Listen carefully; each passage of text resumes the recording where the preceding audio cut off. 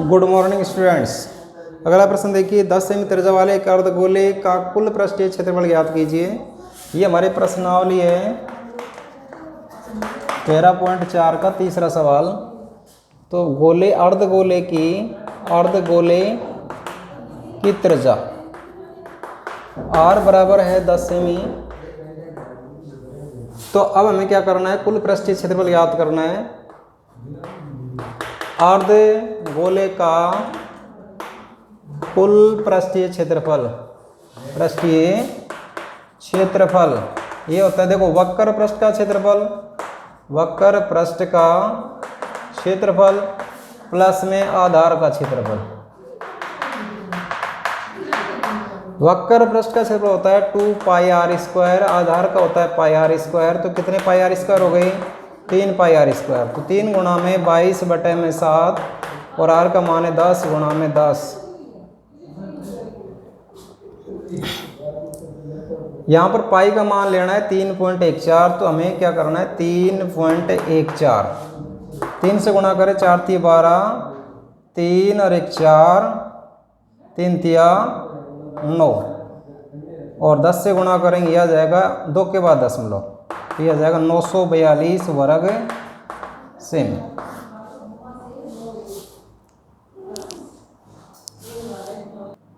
अगला सवाल देखिए, एक गोलाकार गुब्बारे में हवा भरने पर उसकी त्रिज्या 7 सेमी से 14 सेंटीमीटर हो जाती है। इन दोनों स्थितियों में गुब्बारे के पृष्ठीय क्षेत्रफलों का अनुपात ज्ञात कीजिए। तो यहाँ पर 7 सेमी त्रिज्या का जो गुब्बारा है उसका पृष्ठीय क्षेत्रफल,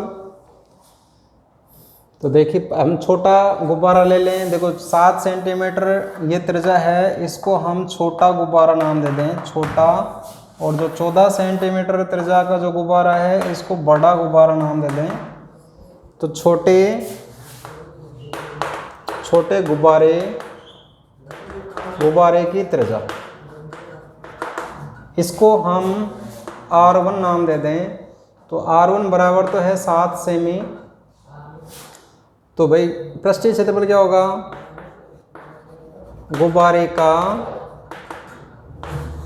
छोटे गुब्बारे का पृष्ठीय क्षेत्रफल, तो यह आ जाएगा 4 पाई R1 स्क्वायर।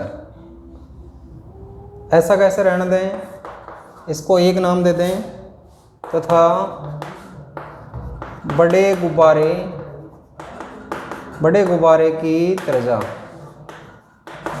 इसको हम R2 नाम दे दें। ये कितनी है, 14 सेमी। तो बड़े गुब्बारे का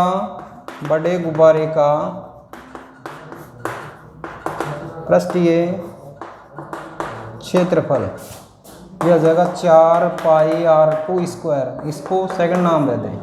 अब हमें क्या करना है, 1 में 2 का भाग देना है। 1 में 2 का भाग देने पर तो छोटे गुब्बारे का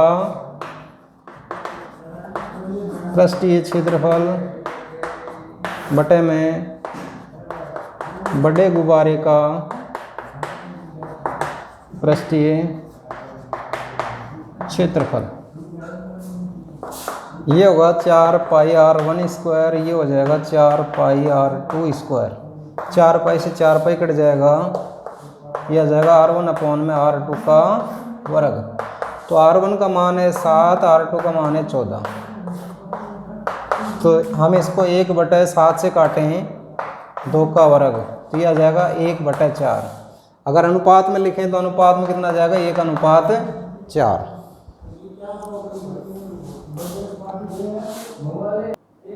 अगला सवाल देखिए, पीतल से बने एक अर्धगोलाकार कटोरे, ये पीतल का बना हुआ अर्धगोलाकार कटोरा है जिसका व्यास है 10.5 सेमी। तो यहाँ पर सबसे पहले देखते हैं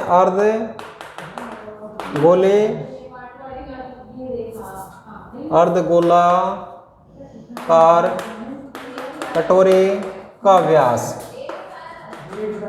व्यास है 10.5 सेमी। तो त्रिज्या कितनी हो जाएगी, त्रिज्या R बराबर हो जाएगी 10.5/2 सेमी। अब ये कह रहा है आंतरिक पृष्ठ पर, तो वक्र पृष्ठ हो गया, तो आंतरिक पृष्ठ का क्षेत्रफल, तो आंतरिक पृष्ठ का क्षेत्रफल हो जाएगा 2 पाई आर स्क्वायर, तो 2 गुणा में 22 बटे में 7 गुणा में 10.5 बटे में 2 गुणा में 10.5 बटे में 2। 2 से काटें कट जाएगा, 2 से इसको काटें 11, 7 एकम 7, 7 पंजे 35, तो 15 5 75, तो 2 के बाद दशमलव आ गई भाई, 15 5 75 का 5 असल 7 7 15। अब इसको 11 से गुणा करें, 11 5 55, 11 7 77 77 और 5 82, 11 5 55, 55 8 63, 11 और 6 17, 2 के बाद दशमलव है, वर्ग सेमी। अब इसके बाद लिखा है चूँकि 100 वर्ग सेमी क्षेत्रफल पर कलई कराने का व्यय बराबर है 16 रुपये, तो 173, तो 1 वर्ग सेंटीमीटर पर हो जाएगा 16 बटे में 100, और 173.25 वर्ग सेमी पर होगा 173.25 बटे में गुणा में 16 बटे में 100, 16 पंजे 80, 16 दूनी 32, 32 8 40, 16 3 48, 48 4 52, 16 7 112, 112 और 5 117, 7 16 और 11 27। अब यहाँ पर 2 और 2 इसकी रुपये, यह जाएगा 27.72 रुपये।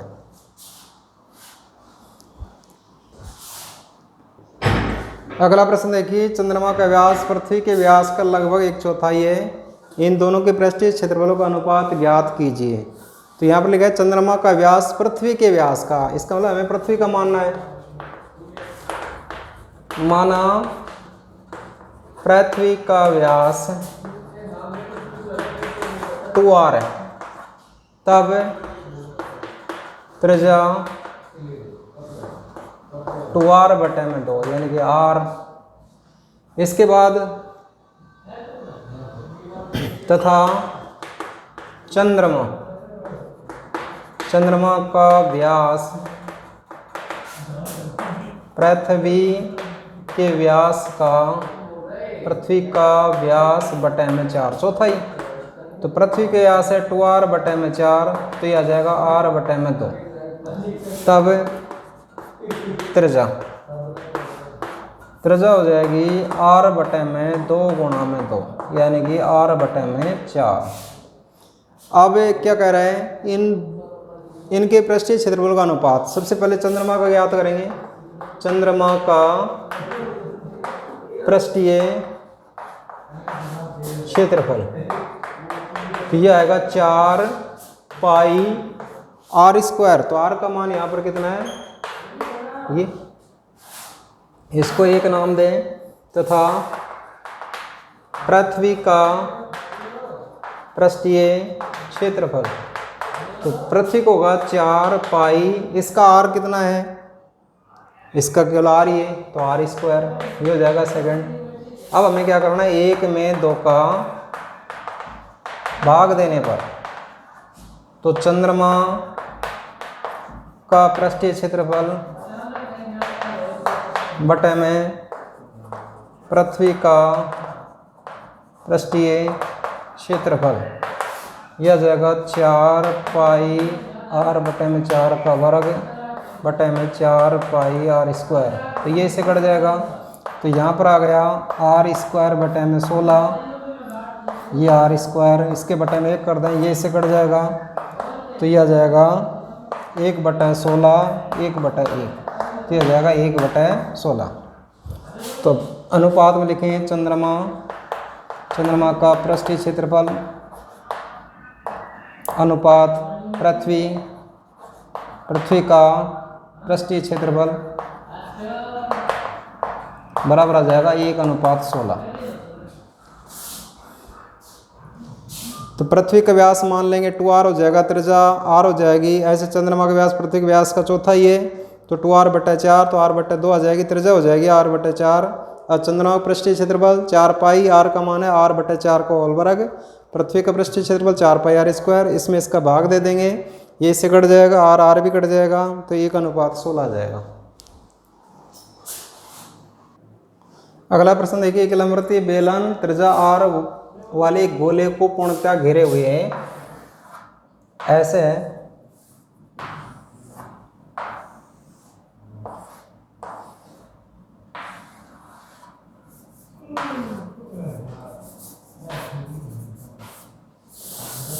दोबारा समझिए,